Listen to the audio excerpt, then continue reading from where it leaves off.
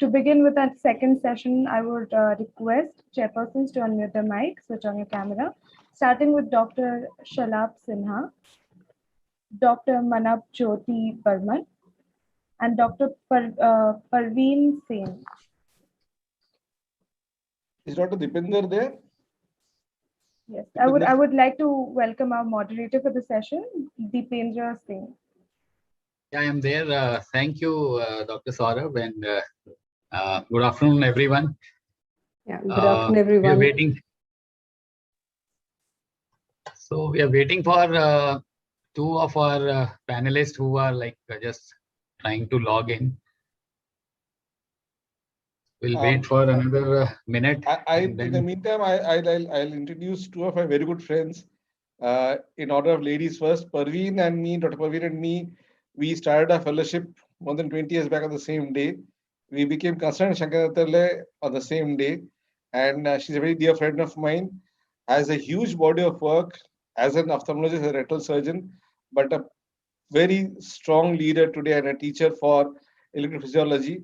And that's one thing I'm way behind. I got to use 4 more ways behind her.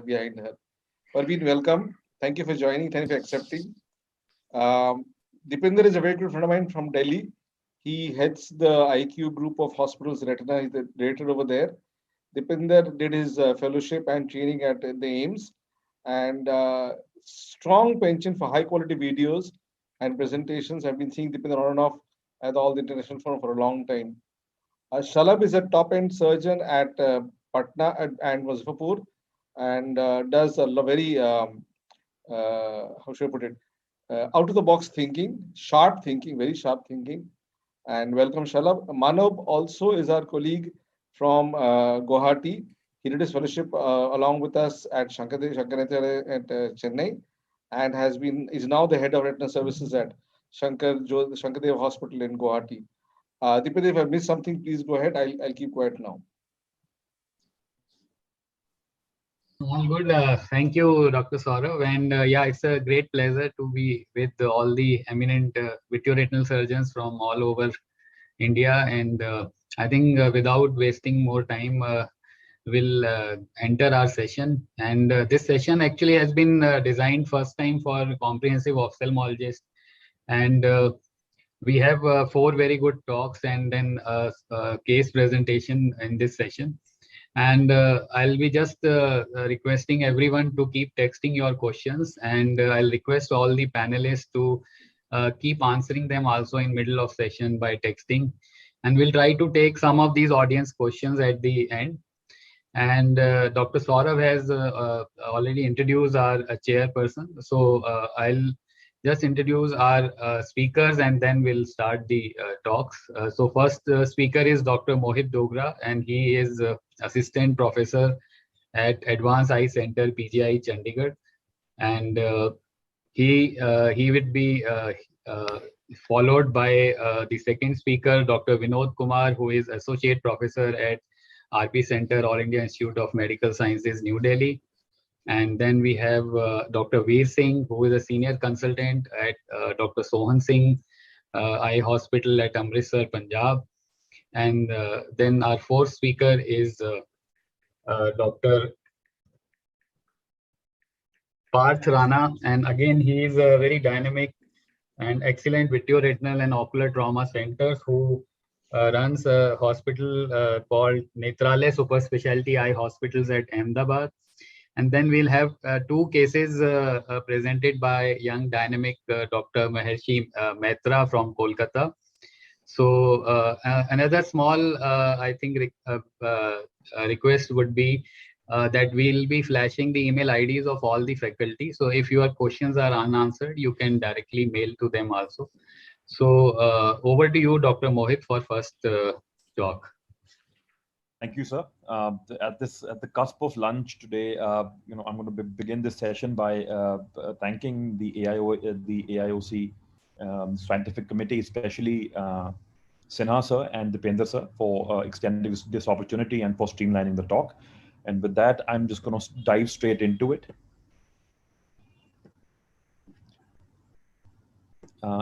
Is my screen visible and am I audible to everybody? Yes, sir. Go ahead, sir.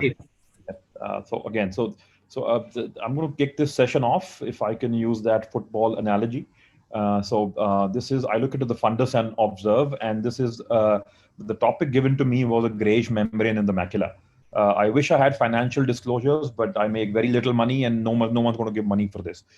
So there can be lots of grayish membranes that one might see in the macula. We're not going to go into the details or the more exotic, or the, if I can use the word, uncommon ones. I'm just going to limit my discussion to 2 common ones. I have just 8 slides to show, and this is I was told this is directed towards general comprehensive ophthalmologists and maybe some advanced postgraduates. So I've tried to keep it relevant to that set of the audience.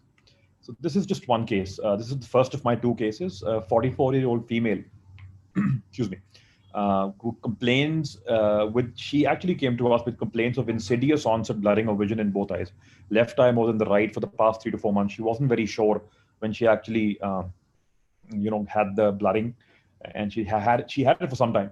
Got her spectacles changed, didn't get too much of relief, and then came to us. That's what she had. That's what I saw when I looked into the fundus and I observed. So as you can see, something's going on temporal to the fovea in both the eyes.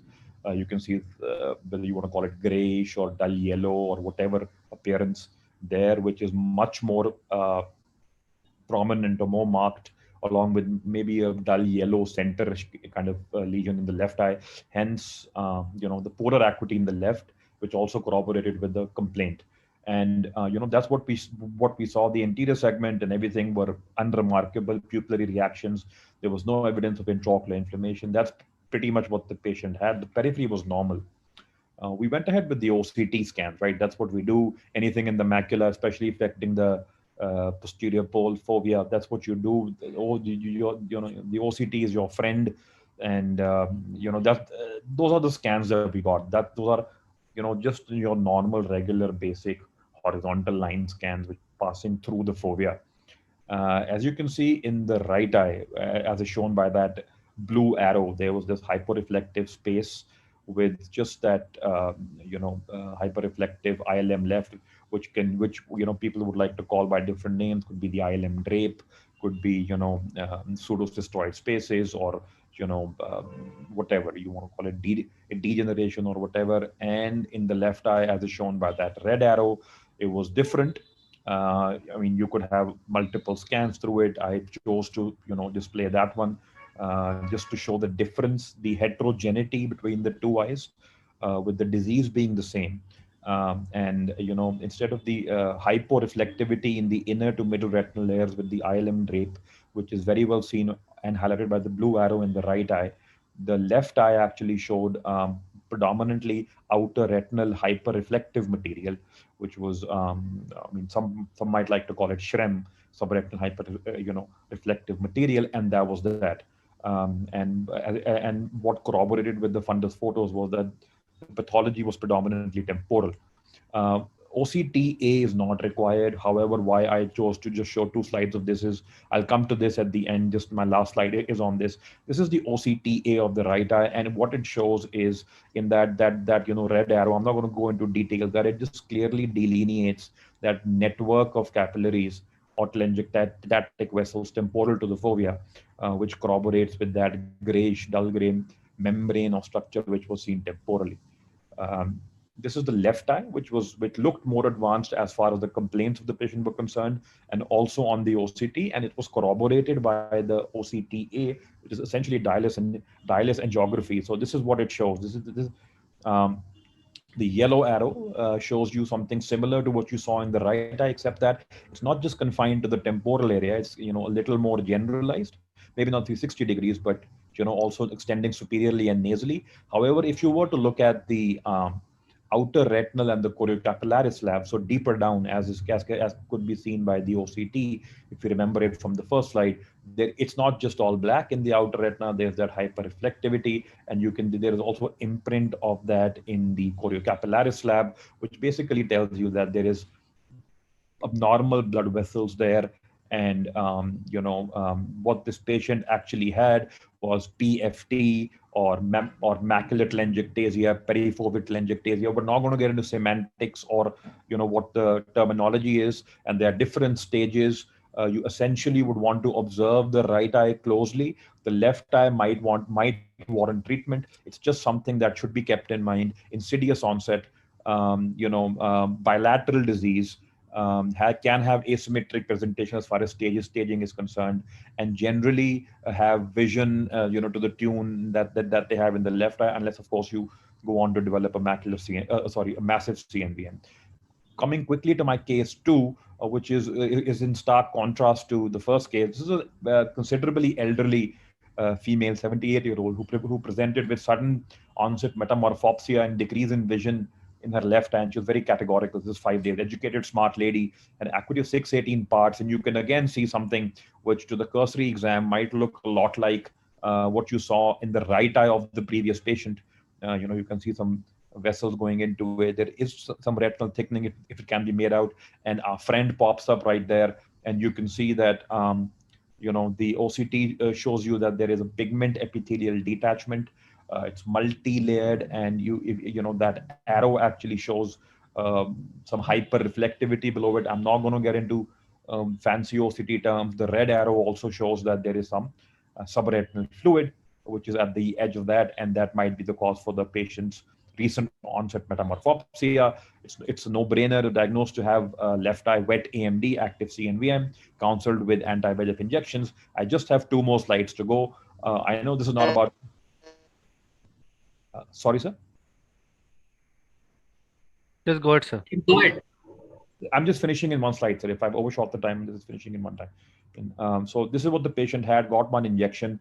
You can see some resolution of the fluid. However, since we're talking about gray lesions, the next slide might be a little tougher, but since it was gray, I just thought the patient went on to receive the second injection, but following that complained of drop in reading vision and a central scotoma 10 days later. That's what the patient had. That's the photo. You can see that gray lesion there, some hemorrhage in the center. That's the autofluorescence.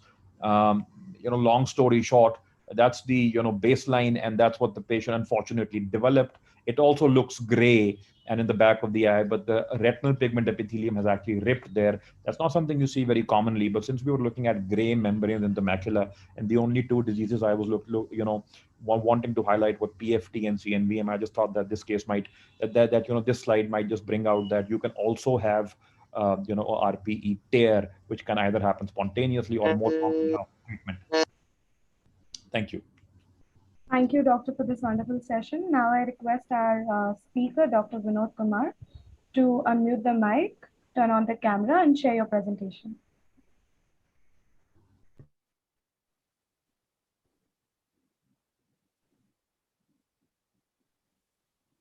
I hope my screen is visible. Yes, sir, it please is. go ahead. Okay. Please put on a slideshow, sir. Okay. Is it okay now? Yes, sir. Okay. So my topic was basically yellow spots, but I took little liberty and I extended to include yellow dots as well, because you never know when dots become spots, and spots can get converted into dots. So these yellow spots or dots, they are common occurrence in day-to-day practice. Almost every other elderly patient would have some of these yellow spots and dots. And of course, they are much more significant in existence if they occur in younger population. Some of these can be normal, for example, drusen. They can be indicative of a benign pathology inside the eye, something like hard exudates, or they could be indicative of more sinister underlying pathology, something like metastasis or choroiditis. But remember, some of these, for example, even drusen, they can be a harbinger of a more sinister pathology. And similarly, hard exudates can be present in a condition as benign as hypertensive or diabetic retinopathy, or they can be associated with diseases which are very extensive and difficult to treat, something like hard exudates and retinal capillary hemangiomas. Whenever you see some of them, the first step is always a dilated thorough fundus examination. Never be in a hurry to see the fundus through a small pupil that I have seen everything and nothing else is required. It's always a good idea to have a good dilated fundus examination. And in most of the cases, appropriate history and relevant examination findings will help us establish diagnosis. And whenever in doubt, it is not a bad idea to investigate the patient further or take an opinion from an expert friend. Now, first I'll be talking about something which we see day in and day out. It is called drusen. Now, drusen are multiple yellow deposits. Usually they occur in the macular area. They come in various sizes and shapes, and they have varied distribution throughout the fundus. Now, some of the common presentations include the first figure over here, where you have multiple yellow dots which are scattered throughout the macula, and they may be associated with well-defined areas of geographic atrophy from where you can see the underlying choroidal vessel. They may or may not be associated with a grayish membrane, as Mohit already discussed, which is nothing but a choroidal neovascular membrane. Now, they tend to have various distributions. They can have it can be localized but clustered in the temporal macula. They can have a more generalized distribution at the posterior pole. And then we have various kind of drusen, where we have soft drusen, which are nothing but large drusen. The drusen can coalesce to form drusenoid PEDs, which when again appear as yellow spots. And these can be associated with their brother, something known as subretinal drusenoid deposits, which are nothing but the drusen which are above the retinal pigment epithelium as compared to the conventional drusen, which are below the retinal pigment epithelium. Now, sometimes they can be indicative of more general disorder, which is present since birth, something like hereditary drusenosis, where they are present in thousands and thousands and can be associated with advanced atrophy at the posterior pole. There are times when you don't get these drusen only in the macula, they can be present in the periphery. So how do we distinguish them? They are deep, they are in the subretinal space, they tend to be well defined, and typically they are seen in the elderly population. But that is not the rule, they can be seen in the younger population as well. Typically, they are distributed in and around the macula, and we do not see associated retinal vascular sign, which is a very useful sign to distinguish them from hard exudates. They can be associated with geographic atrophy or choroidal neovascular membrane. And typically, once we do OCT, it is very easy to see them because they are in the sub-RP, or some of them can be above the RP as well. When the drusens, they coalesce, they form drusenoid PEDs. And as I mentioned, drusen are typically harbinger or indicative of age-related macular degeneration. And all we need to do is counsel these patients. Some of them require AREDS formulation, and we need to keep these patients under strict follow-up, and we must explain them the risk of choroidal neovascularization. The next lesion I'm going to talk about is hard exudates. As opposed to drusen, they are intraretinal. Typically, they are well defined. They tend to be a little more yellowish, and they have associated retinal and retinal vascular changes in form of retinal hemorrhages, which can be cotton wool spots, sometimes microaneurysms, and even retinal edema. Now, as opposed to the distribution of drusen, hard exudates tend to be distributed around the retinal lesions, which could be a retinal vessel or a simple thing like a retinal artery macroaneurysm.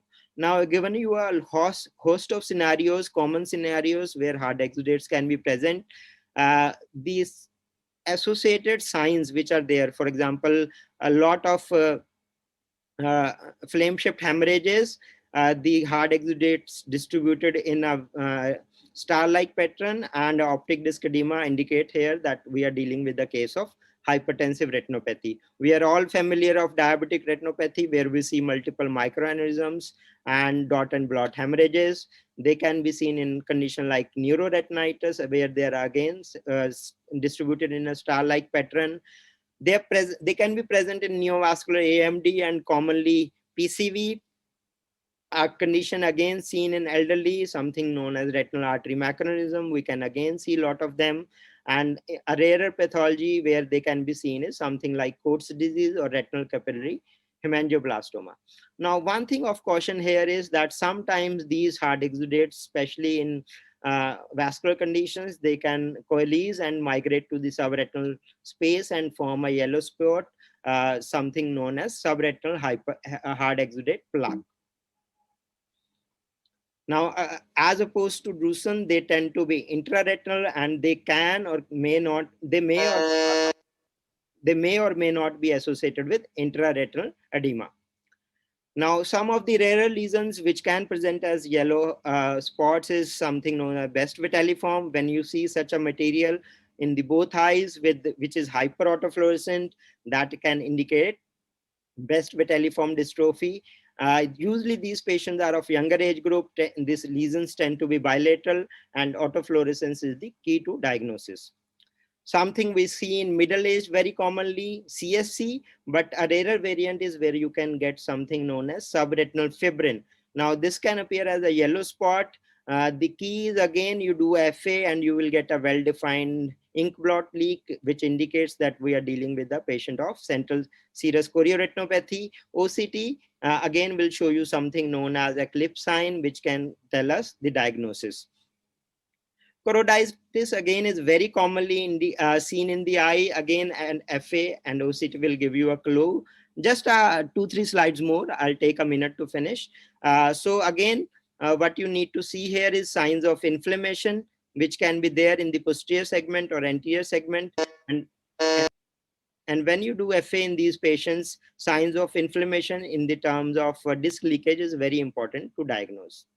Some sinister pathology like choroidal metastasis can again present with yellow spots or yellow creamy lesions, which tend to be bilateral and multiple. Now, again, history in terms of elderly patients, OCT in terms of lumpy bumpy appearance of the retinal RP, and if you see excessive amount of subretinal fluid, that can indicate choroidal metastasis. Some other lesions, rare lesions, can present as yellow spots, for example, CMV retinitis, choroidal hemangiomas, which are decalcified. Last but not the least, this is a very interesting case, something which looks like a Best vitelliform dystrophy, but when we did OCT, it showed that the lesion is in the subilum space. So this is nothing but altered subilum hemorrhage, which is presenting as hyperautofluorescent deposit. So to conclude, a large variety of lesions can present as yellow spots in the fundus. Thorough fundus examination, including periphery of the fundus, is mandatory. One must concentrate on the appropriate history and relevant ocular findings. We must suspect the common things first and then investigate and diagnose to confirm the diagnosis, and always refer to a colleague if you are not sure what is you are dealing with. But one thing I would like to say to the general ophthalmologist is always take a photograph at the baseline, as lesions tend to change, and a baseline photograph may help in the diagnosis later on. Thank you. Thank you very much. Thank you, Doctor, for this lovely session. I now request the next speaker, Dr. Veer Singh, to unmute the mic, turn on the camera, and share your presentation. Thank you.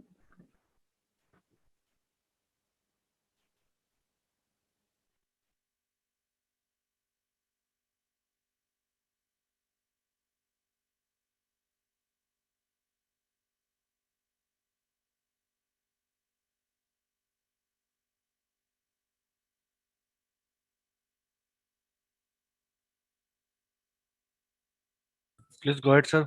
Yeah. Good afternoon all. Thank you, AIS and Dr. Saurabh for having me here. So I'm going to be talking about a shiny reflex in the macula with the aim of guiding a general ophthalmologist what to do when they look at a shiny membrane in the macula. It's not going further.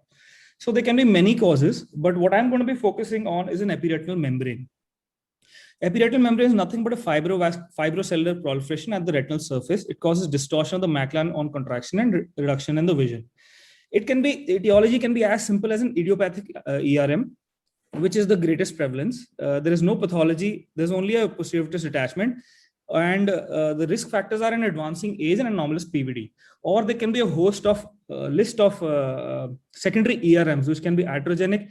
And an important one, and on this forum, is a cataract surgery as well, with vitrectomies, laser therapies, cryo, retinal vascular disease such as diabetics and vein occlusions, uveitis, retinal tears, detachments, a VMT-related pathology, myopia, trauma, intraocular tumors, ARMD, and retinal dystrophies. So what is an ERM? It comprises of basically two layers. If you look at this diagram, above the red line, which is the ILM, the light pink layer is the extracellular matrix layer, and then above that is a cellular layer. This cellular layer is derived mainly from retinal glial cells, vitreous hyelocytes, and RP cells. They transdifferentiate into myofibroblasts and cause ERM contraction.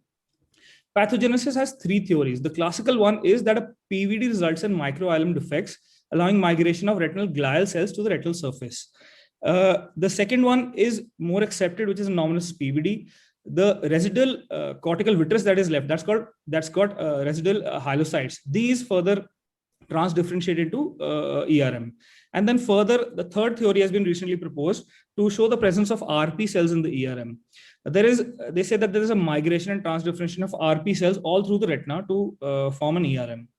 Clinical features might as well be asymptomatic. And the common ones are reduced visual acuity and metamorphopsia, which you can see in the above picture in the Amsler chart.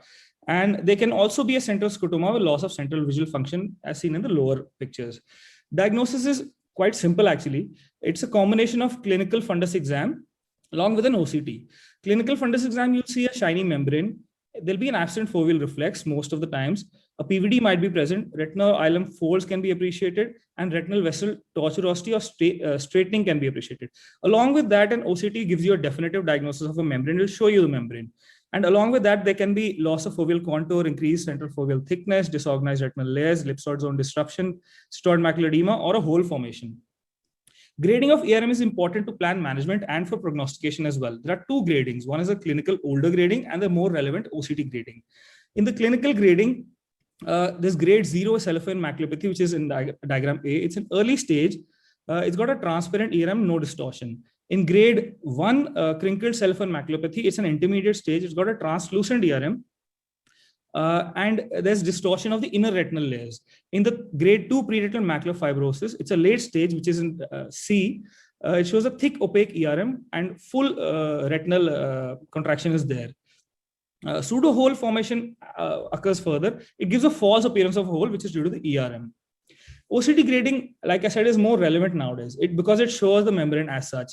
And along with that, in stage 1, the foveal pit is present, but and the retinal layers are well defined with the ERM. Stage 2, foveal pit is absent and well-defined retinal layers are present. In stage 3, the foveal pit is absent, but along with that, there's something called an addition of continuous ectopic inner foveal layer. Now, this is a hyporeflective layer in the foveal region above the inner nuclear layer. And stage 4, there's a foveal pit, there's an EIFL, along with that, retinal layer disruption. 3 and 4 are poor prognostic cases because these are signs of chronicity. Investigations, like I said, OCT is the single most useful ancillary test to diagnose and manage an idiopathic ERM. No other investigation is really required to manage idiopathic ERMs. So what is the role of angiography here? Angiography doesn't really help in managing idiopathic ERMs, but when you're looking at a secondary cause, it might help you with that. So you can find out whether there's a retinal vascular disease underlying, either there's a vasculitis, vascular tumors, and other causes as well. Also, it tells you about the macular status with reduction or disappearance of foveal avascular zone. Other investigations are merely supportive and of little value, but I've just mentioned them here. They are multicolor imaging, fundus autofluorescence, microperimetry, and multifocal ERG. Management is observation and watchful waiting till the time the vision is okay and the patient is not very symptomatic. Vitropharmacolysis with ocriplasmin has been tried in VMT, but it doesn't really dissolve the ERM. Definitive treatment is surgical removal. With MIVS, there you can give excellent results. But the real question here is when to intervene. So clinically, when the vision goes down or the patient becomes symptomatic in the daily activities, that's a good sign to go in. And along with that, you always need to do an OCT correlation with all the OCT signs that are present, which is an opaque ERM or this loss of foveal contour with increased retinal distortion, ellipsoid zone disruption, CME, etc. Timing is very important. So duration, longer the duration of visual symptoms and OCT, poorer the visual outcome is. So timing, I would say, according to the clinical grading, would be between 0 and between 1 and 2. And in the OCT grading, it's between somewhere between the 2 and 3 stages when the retina doesn't turn so bad. Surgery, the aim is to remove the ERM and release all retinal traction. You can either do an ERM peeling or you can do an ERM-ILM double peel. This reduces the risk of recurrence as ILM acts as a scaffold. Phacovidectomy is preferred. It saves the patient second surgery in case cataract present. Now, visual acuity after surgery improves up to 3 years. So it's the surgery is quite useful in these cases if you need to go in. There are some pre or post-op pictures that I'm going to show. The first one is ERM in a oil-filled eye. The second one is a lamellar macular hole idiopathic ERM. The third one is a macular hole related ERM. And these two are diabetic related ERMs. You see how well they have the retina has turned out after removal of the ERMs. So with that, I'd like to give a take-home message. The simplest test to pick up an ERM is look for an absent foveal reflex and a shiny macular membrane. If OCT is available, that's the gold standard test for ERM diagnosis. If ERM is diagnosed before taking out the patient for a cataract surgery, VR opinion is must before and after surgery. Counsel the patient accordingly, as a patient might start getting more symptomatic because of these symptoms of metamorphopsia and small sclerotomas once the vision improves after cataract removal. And prefer to do a phacovidectomy along with your VR surgeon, saves the patient a second surgery. So I also have, I didn't show any surgery here, but I have a compilation of ERM for people, ERM surgeries for people interested in watching what a surgery looks like. So that's available on my YouTube channel. With that, I'd like to thank the entire scientific committee. Thank you. Thank you, Doctor, for this brilliant session. I now request our next speaker, Dr. Parth Rana, to unmute the mic, turn on the camera and share your presentation. Thank you. Very good afternoon, everyone. I'm sharing my presentation.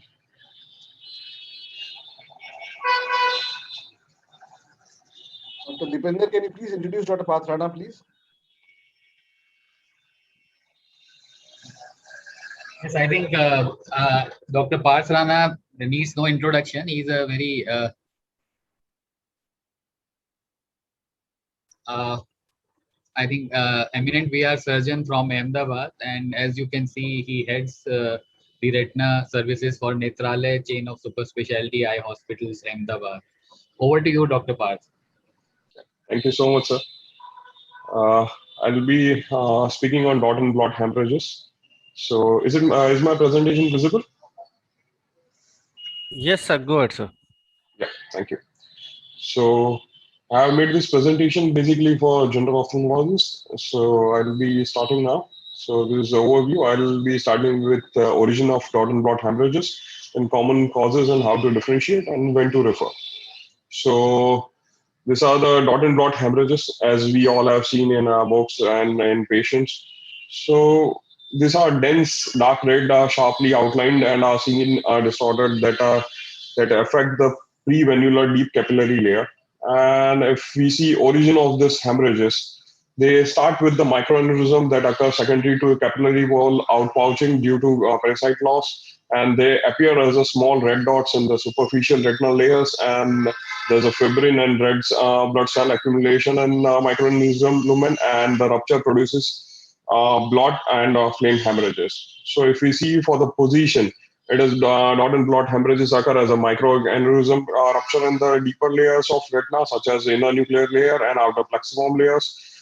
This appears similar to the microaneurysm if they are small, and the fluorescein angiography may be needed to distinguish between the two. And they are also called intraretinal hemorrhages because they are deeper layers.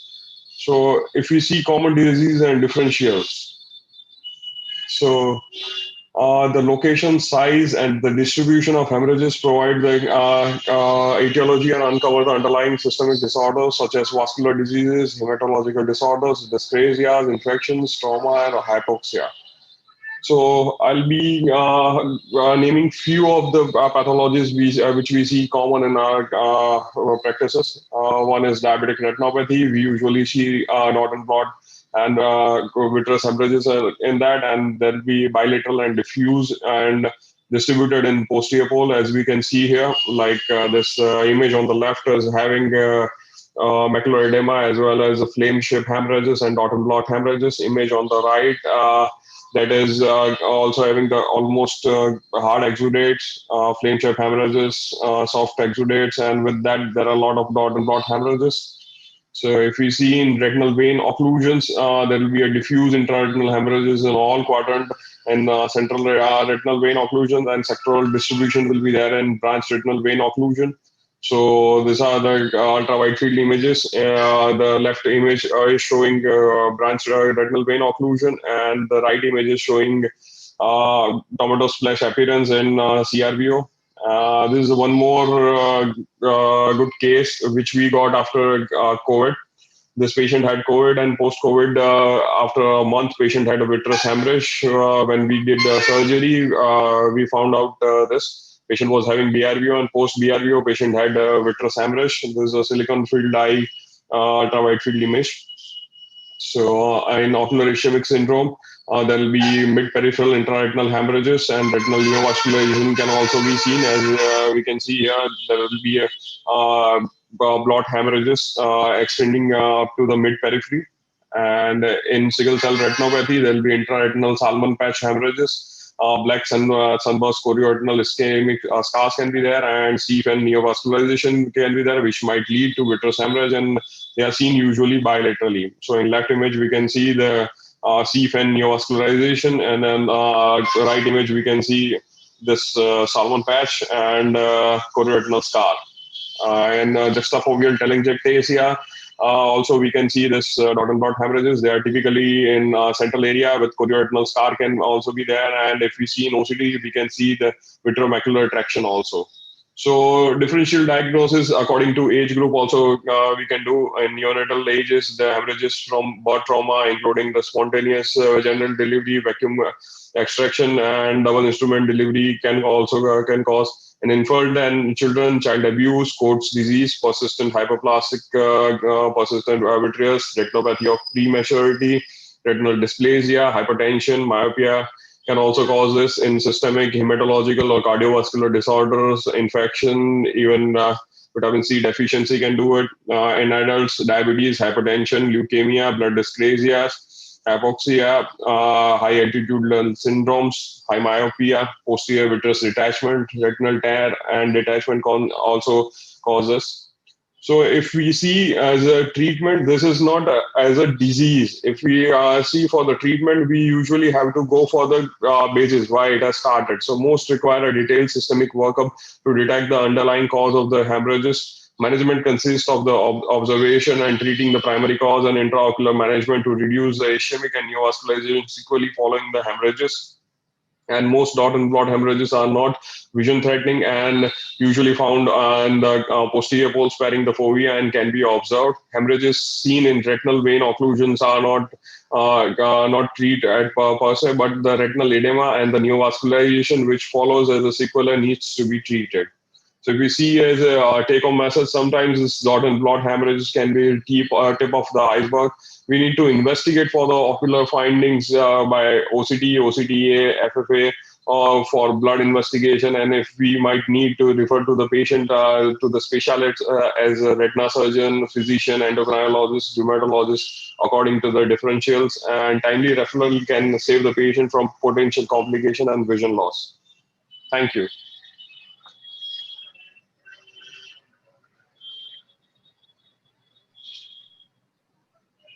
Thank you, Doctor, for that wonderful session. I would now like to welcome the last speaker for the session, Dr. Maharshi Mehta. Sir, I request you to unmute the mic, turn on the camera, and share your presentation. Thank you. Hello, good afternoon. I hope I'm audible. I thank everybody for. Am I audible? Yes, sir. Please go ahead, sir. Okay, thank you so much. Please share. Yeah, I'll be sharing my screen. I'll be presenting a very simple case. Rather two case scenarios. Coming to that, the initial one, a 76-year-old man presents with slight reduction in the vision in the left eye since the last 1 month. in cataract or other cataract surgery was performed for him in the same eye around a year back. The patient did not have any other significant ocular or systemic history. On examination, we found that the vision was 6.6 and N6 in the right eye, whereas it was 6.9 and N8 in the left eye. The IOP measurements were absolutely normal, and he had some early cataract in the right eye. On the fundus examination, right eye was unremarkable. Left eye, the disc looked quite normal. The vessels were quite fine. Macula, there was a thin, shiny membrane over the posterior pole. And hereby, I will show you the color fundus photo of the same. I'm not very sure that it's very evident here, but it was a very subtle change. Now, when we got the OCT done, you can see that there is a clear, distinct membrane which can be seen on the left side of the foveal depression in the upper peak. That a straight line can be seen overlying the ILM or overlying the inner retina. And same in the other section of the image also. So this is one case. And so what should we do in such cases? I will leave that for the end. And I'll present a similar scenario. A 56-year-old lady presented with decreased vision and progressive distortion of images in the left eye since the last few months. Again, cataract surgery was the only history that was significant in both the eyes a few years back. Her vision was quite normal in the right eye, but in the left eye, there was a significant drop of vision. She was having 636 part and N80. IOP was again quite normal. Anterior segment was unremarkable. Fundus right eye was absolutely fine. Left eye, the disc looked fine. She had a thick, shiny membrane over the posterior pole in the macula in this case. And we could also appreciate the ILM folds. And there was some distortion noted around the macular vessels also. Here I'll show you the color fundus image. Here we can appreciate a shiny membrane here, and some ILM folds can be noted. I'll come to the OCT. The OCT here clearly demarcates that there is a very significant membrane which can be seen in the lower image, that a part of it is coming off also. It's overlying the ILM, and there is a very much distortion and disorganization of the inner retinal architecture along with some cystic changes. So this is another spectrum of the same thing. So again, what to do? Now, a few simple points which I would like to mention here is early ERM is clinically very subtle, is very easy to miss on a clinical examination. It may not always present with much symptoms. The OCT usually reveals the transparent membrane over the ILM. There may or may not be any change to foveal architecture or the foveal contour. Now, in long-standing cases, these are comparatively easier to diagnose. They have a thick membrane over the macular area. The ILM folds can be seen. The distortion of vessels may or may not be present. And it's a very definitely identifiable membrane over the inner retina is there. Disorganization of the retinal architecture again, and the foveal contour is disfigured. The definitive treatment in this case is surgery. A lot of it has already been discussed earlier, so I'll not go into the details of that. Thank you. This was my first case or first scenario.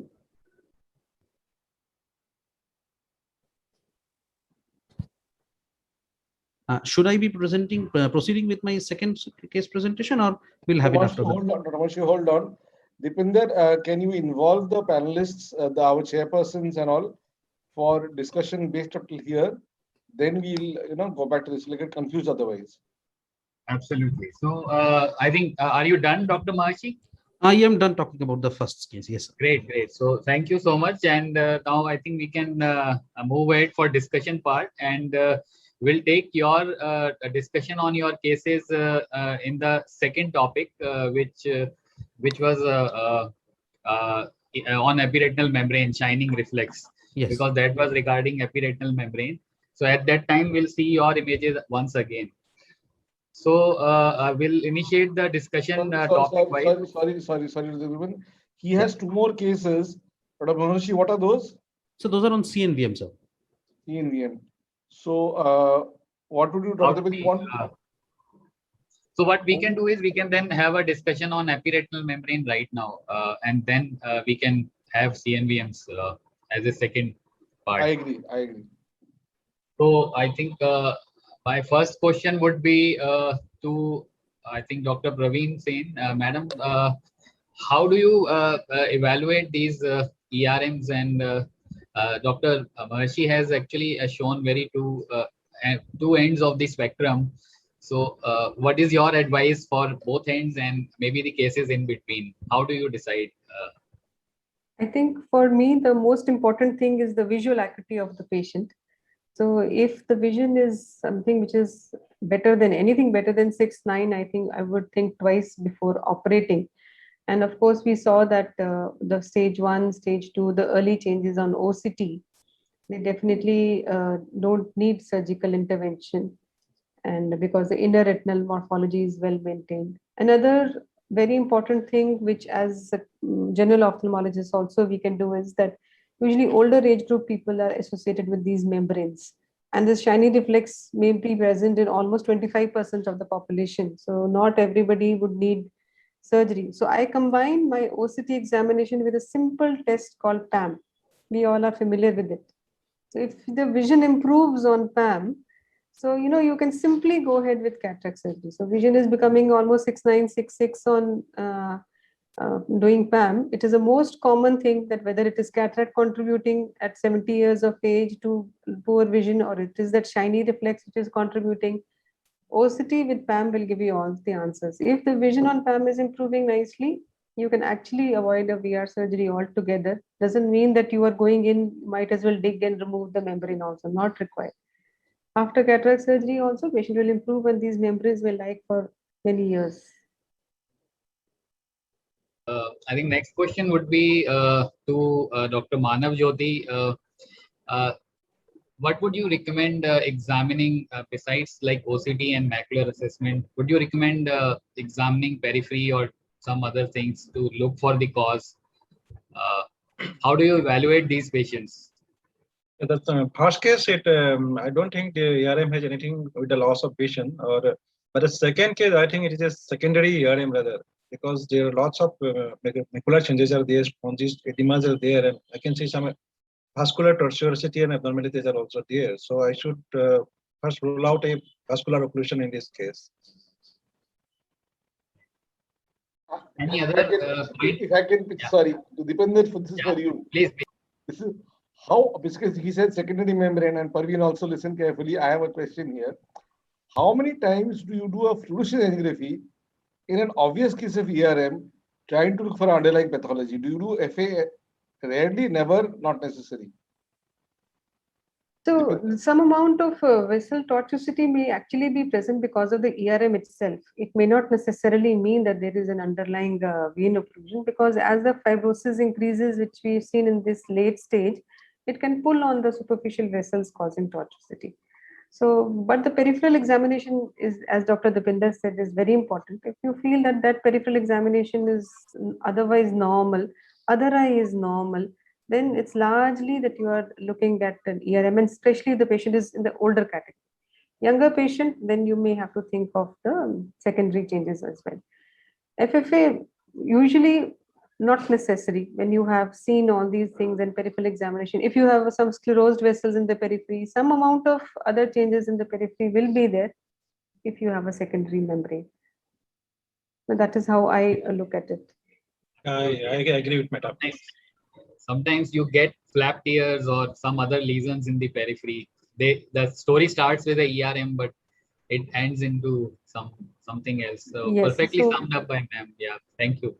So another question is that is it the metamorphosia only visual disturbance, or per se they can lead to vision loss and blurring, especially the thicker ERMs?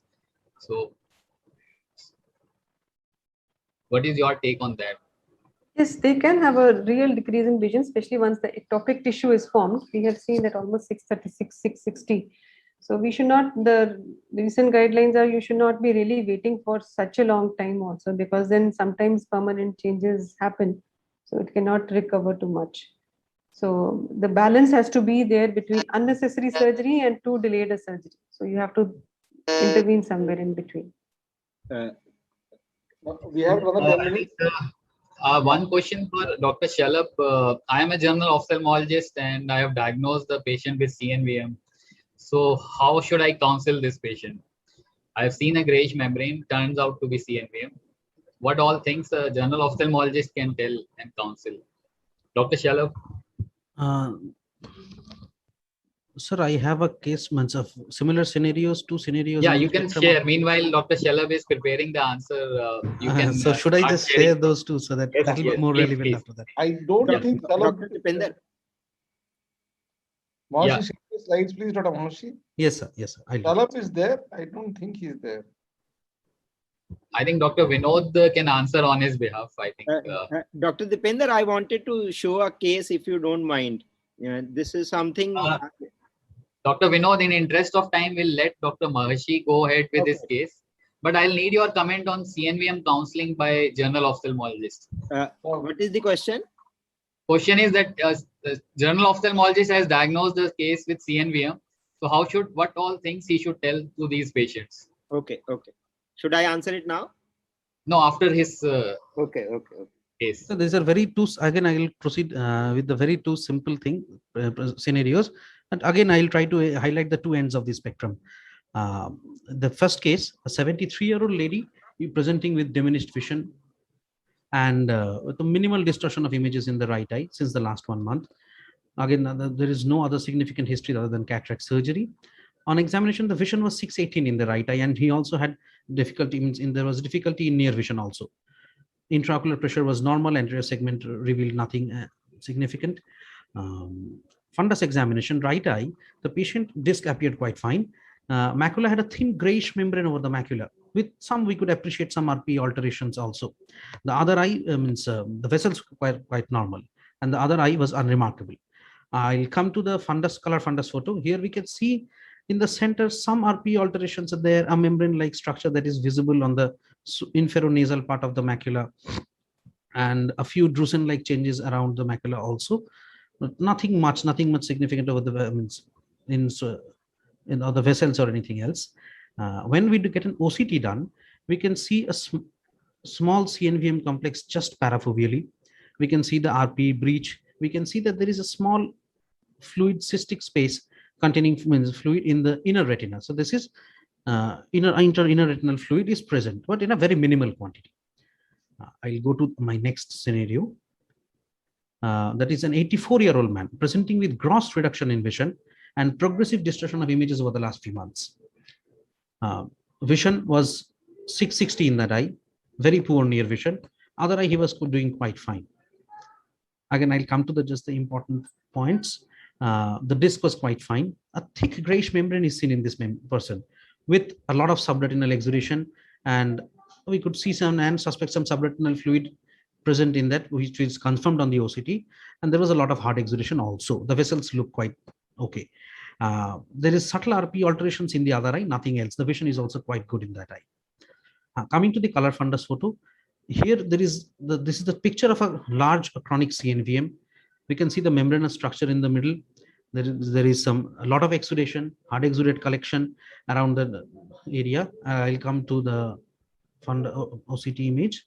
Yes, here we can see the gross distortion of the foveal architecture and the large elevation due to the CNVM complex. Some hard exudates are visible, and fortunately or unfortunately, this patient also had an ERM, which is highlighted here in the above OCT. And the next section is a different one, and it again shows a lot of inner retinal fluid spaces in IRF. Again, a few points. In early CNVM, the metamorphopsia and visual disturbance is usually variable. On OCT, we usually find an identifiable CNVM complex, usually with the presence of intraretinal, subretinal, or sub-RP fluid in some cases.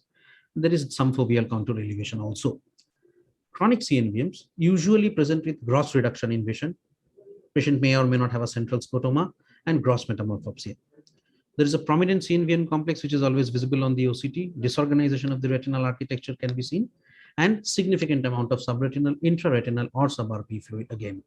The definitive treatment is definitely going ahead with intravitreal injections. I'll not go into the details of how many injections, which injection, how many, and when. I'll leave it for discussion later. Thank you.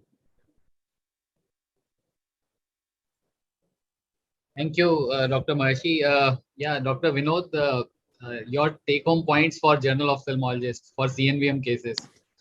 What should they tell the patients? I think the moment we diagnose a patient with CNVM, The most important thing, the patient must be told that at least in today's scenario, this is something which is treatable, and the patient must maintain a good follow-up, and as advised by the doctor, he must follow the treatment plan.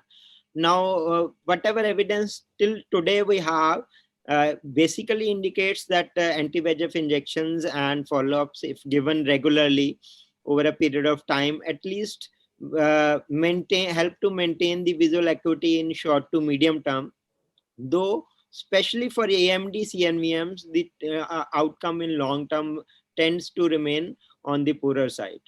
So the most important thing is that they should stick to the treatment and regular follow-ups as per the doctor advice.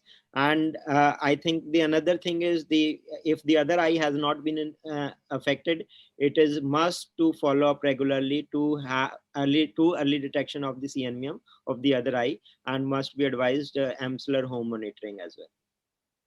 Thank you. I think quick question for you, Dr. Manav Jyoti. A relative of mine has diagnosed with PFT and he is planning for cataract. So what should he expect? And is there any role for injections or something? So, yeah, in my opinion, if the PFT is active, it should be treated first. And depending upon the condition of the macular patient, okay, we should counsel him for visual outcome after cataract surgery. I actually could not get your. Yeah. If I may intervene, sorry for intervening. Yes. We have another, Deepinder, we have a full session on cataract surgery with PFT and things. So we leave that for now. But I understand what you meant for the general ophthalmologist. Yeah. If you have diagnosed PFT and the OCT, do not promise the earth to the patient. Tell them they will still miss letters. They will still have poor quality vision. I think that is the message you want to give to the general ophthalmologist. Perfect. And I think then question for Dr. Praveen Sen, ma'am. Patients have developed drusen and general ophthalmologist has diagnosed drusen. So how do we, follow these patients, and should all patients with drusen be referred to retina people, or what are other indications? I think answering this question and your previous question. Praveen, 1 second.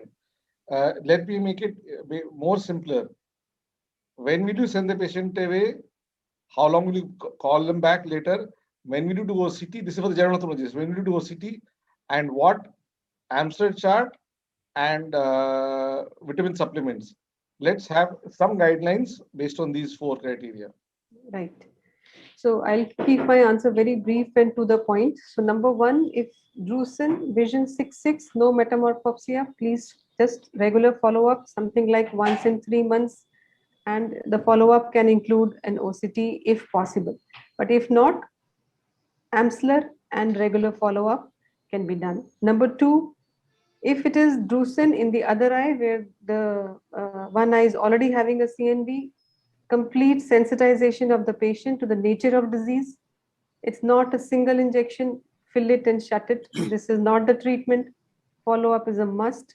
Untreated, it can cause legal blindness. This is for the 2 scenarios of drusen.